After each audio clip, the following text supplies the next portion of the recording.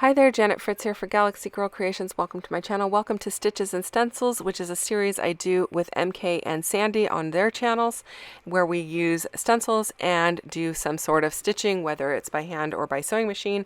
And I am also doing Scraptember today, and the theme today is sketch. This is the sketch I'm using, and my layout doesn't look a whole lot like the sketch, but if you rotate the sketch, it looks a little bit more like it. So I'm using a bunch of products from Some Assemblage Required today, and I am using this paper from 49 and Market. I'm also using that's from the Spectrum Gardenia collection. I'm also using a pink paper from the Spectrum Sherbert collection. I am going to tear that down and I'm going to cover up that lovely mixed media rainbow. I know it's heart-wrenching, but it works for my layout, you guys, so I'm doing it. I'm doing it. I was kind of like, should I not? And the reason I'm doing that is I really want the blue that is kind of that blue brushy marks and the blue mixed media portions, but I don't want the rainbow portion. I want it to be pink. I know. Don't cry, it's okay. I am using this awesome stencil from Dusty Attic, and it is available at the Some Assemblage Required shop. It is a fishnet stencil, and I think it looks really cool, so I'm going to go ahead and brush a little bit of gray ink through there. I think I used pumice stone or hickory oak. I'm not really 100% sure. And I don't have it sitting on my desk, so I can't even tell you. But I have 4 photos of myself and the little girl that I take care of in one, and then her and her 3 little friends. We all went to the aquarium. Of course, her friends' parents were there as well, their moms. We all went to the aquarium on one of the days this summer or earlier in the summer, and so I got pictures of her with them and me with her, and I think it's super cute. I've got this wood veneer piece that says Day at the Aquarium. That's from MK's shop as well, and it is adorable. I really love it. And then I am also using these charms that you see in the bottom left-hand corner of my screen. Those are from the monthly embellishment box over at Some Assemblage Required, which is MK Shop. And, you know, I'm not somebody who uses charms very frequently on my layouts, but these ones were so cute. I was like, I am going to make it a point to use those because they're adorable, and I love them. And then I am also using some Spectrum Gardenia. This is from the embellishment kit. So I am building one of the embellishments very much like it shows on the packaging. The packaging is sitting on my trimmer to the left-hand side, so you can't see that portion. There's no instructions. It just shows you a picture, and so you build it, using what comes in the kit, and then there are a few extras in the kit as well. Now, I am taking a note out of MK's playbook. I didn't know what to do with that big, huge paper, safety pin. I'm going to leave it hanging off the top of my layout so it'll stick out of my album. And that is right out of MK's playbook. She made one of these earlier, either in September or the end of August, and I was like, oh, that is a genius way to use it, because otherwise I would probably not have used it at all, because it's quite bulky and flopping around. I'm sure there's a way to attach it. Probably could stitch it on there or use some glue dots, but hanging out the top of my pocket page is going to be perfect.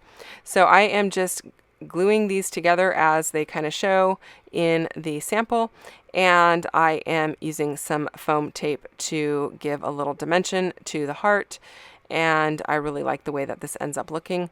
I have been using the embellishment kits and the page kits from Nature Study, but I just used some of these products earlier this month from Spectrum Gardenia, but I did not stick with what the samples showed in Nature Study. And in this one, I thought, well, I'm going to give it a try and see how I like them and build a couple of them this way. And whatever I have left over, I'll just use however I feel fits my pages. So don't feel like you got to stick with what they show you. You can use it however you want. And I'm really happy with the way that this turned out. So I'm going with my aquarium sign right smack in the middle between these 2 photos. It's got a picture of the 4 girls inside of a clamshell, and then her and one of her friends in front of the aquarium exhibit and then her and the other two friends in front of a different exhibit. So I thought this would be a really cute page to put in her album, and she's going to absolutely love it. She's going to love these little charms. She's going to love the wood veneer that it says aquarium on it. So that is my title. I did think about using these bows on top of these charms. I'm not really a bow person, so when I use them, it's usually a stretch, but I don't end up using them. So I did use my sewing machine to go across the top and the bottom of that pink paper. So I am sewing on it because this is Stitches and Stencils. I need to do some stitching, and I am also using I used the fishnet stencil. So I am pulling the threads through the back because I typically don't like my threads to stick out or to hang unless it's by design. And so I pull them through the back and I just stick them down with a little bit of washi tape. So I went all the way around the outside of the layout and then across the top and the bottom of the pink. And I didn't make straight lines going across the top and bottom. I just kind of followed the tear, and I really like the way that looks. So my little charms here, I am taking the jump ring off of those charms because I don't want them to dangle as much as they would if there was a jump ring on there. So I'm just going through the hole at the top of the charm rather than the jump ring that is attached to that hole. I'm also bringing in another cluster down to the bottom right hand corner, and I really like how that looks. More black and white. I think it's super cute, and I will add some of those pink leaves and a little bit of blue down here in the corner to bring the pink and the blue across from the top. And since my photos have so much blue, that's kind of like my blue in the middle. My background paper has the blue on it, and then I've got that pink across the middle. And that is why I didn't go with the rainbow, you guys, because I've got so much pink and blue going on. I felt like the rainbow just would confuse the whole matter. So, and it was the only paper that had the light blue on it that I wanted in the right spots. So, okay, now I'm adding this little piece that says happy on it. I will put a little string through there. I'm adding a blue butterfly, the pink and green leaves down at the bottom here. And that cluster is a little bit different, I think, than what is on the sample sheet, but the top one is just like the sample sheet. So I like the way that looks. I'm using some black and white baker's twine to mimic the black and white striped elements in the two clusters. I think that's really cute.